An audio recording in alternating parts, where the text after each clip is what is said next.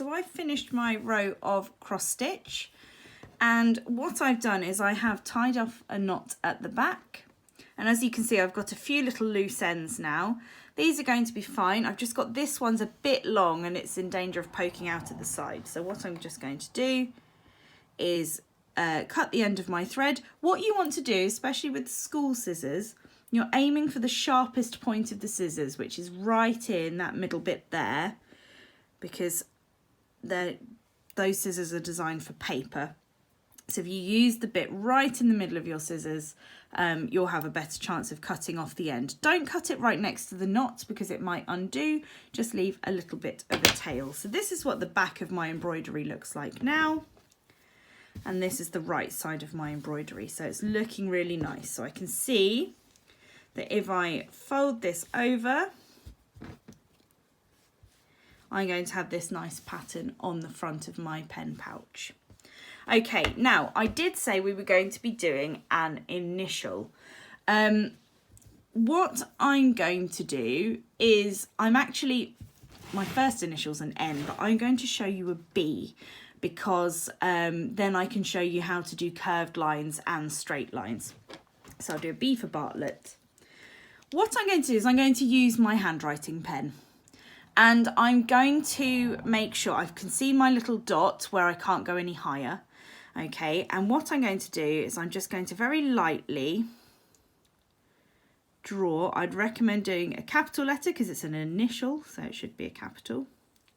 And I'm going to draw the letter that I want to do there. Not too dark, but my thread is thick enough that it should cover this up. That will help to guide me while I am sewing my initial. So I cut off my thread from the last piece of work. I've got my needle on my magnet. I'm just going to take that, actually pop it there for a moment. What I'm going to do is I need to tie another knot in the end. So again, it's just that looping round, poking the end through, trying to stay as close to the end as possible. You can push the knot towards the end with your fingers, okay, so that we're not wasting lots of thread at the end. And then come round again, poke it through, okay, and just give it a little tug so it's nice and tight.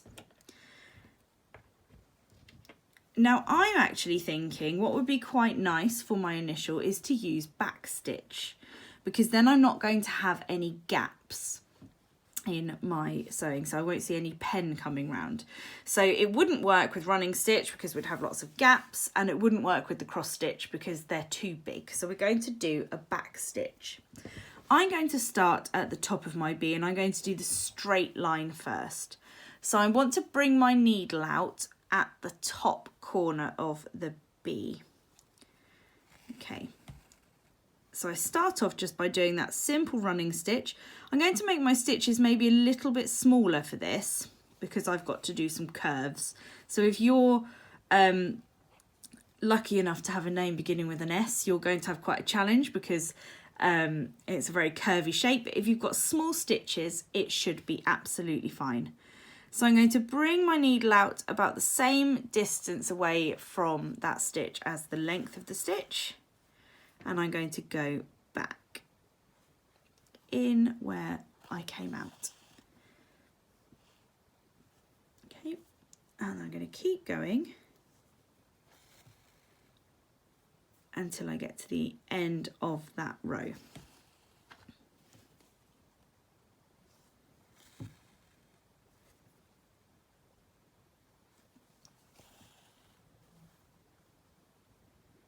Trying to keep my stitches nice and even. Again, I've gone a little bit wonky, but that's part of the beauty of something handmade. They're all very unique, and I don't think there's anything wrong with a few wonky stitches. So now I've got to come around and do the curved part of the B. So I'm just changing my work so it's nice and comfortable for me to hold, and I'm just following the line. So by doing a nice short stitch, I'm hopefully going to keep that nice curved shape. If I did a long stitch, then I'd have a big long straight line, and it would make my curved letter look quite boxy. So fairly short stitches.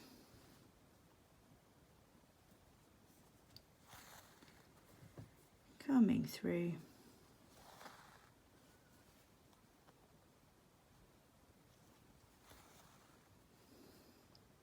Again, not pulling too tight. So if I look at the back, it should be as neat as it is on the front. You can see where I'm going back on my stitches there. Oops, got myself in a tangle. If you get in a tangle like that, just let your needle dangle. Make sure you're holding the end so it doesn't fall off. And it should right itself. So I'm just going to keep following those lines. So I'm going to finish doing that on the video and stop waffling on.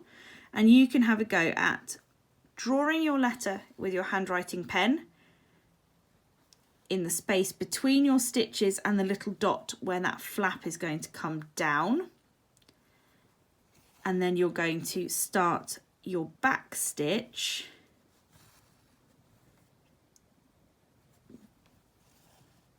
to embroider your initial. So these are all embroidery stitches. They're decorative stitches. They're not actually holding anything together. They are, so that there'd be structural stitches if they're holding things together. These are just decorative embroidery stitches.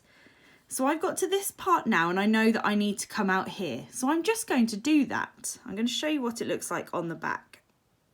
Because I don't need to go back on myself. So if I pull my needle out there, you can see that I've gone across all the way here. That's fine. It's still looking nice and neat. Carrying on that back stitch all the way around.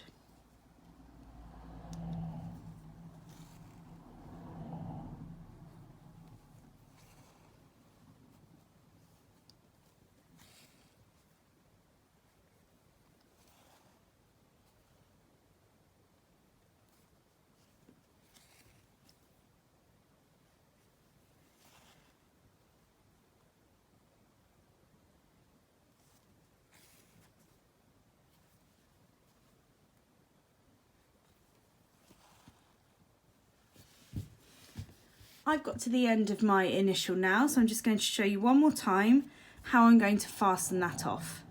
So I can see I'm actually at quite a strong point of my stitching here. If I'm giving that a little tug, not much is changing.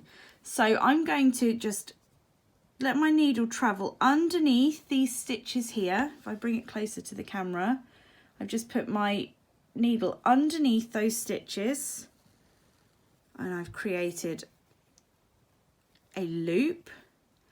I'm going to travel through the loop, put it down flat while you're doing this and bring it very slowly. And I'm just going to push it with my fingers to make sure it's nice and tight. And then I'm going to go round and do that one more time. So underneath the stitches, make a loop, needle through the loop, pull, pull, pull. Can you see I held my stitches before I gave it a pull, just in case, because you don't want to do all of that lovely work and then pull it all out of shape. And then I just need to, I'm going to pop my needle on my magnet so I don't lose it. And then I'm just going to snip the end there. Okay, so when I fold this over, it is starting to look pretty spectacular. What I would recommend is on the inside of this flap with your handwriting pen, just write your name, just so we know whose is whose. Should work in handwriting pen. I'm going to write Miss B there so that none of the other teachers try and steal my pencil pouch or anyone else who's done a B. There we go, just in case, because that's going to be hidden on the inside. So make sure you're only writing it on the inside, because if you write it on the outside, it's going to show. We won't be able to get that off very easily. Right, I'm going to pause there while you finish your initials, and then I'll show you how to sew on a button.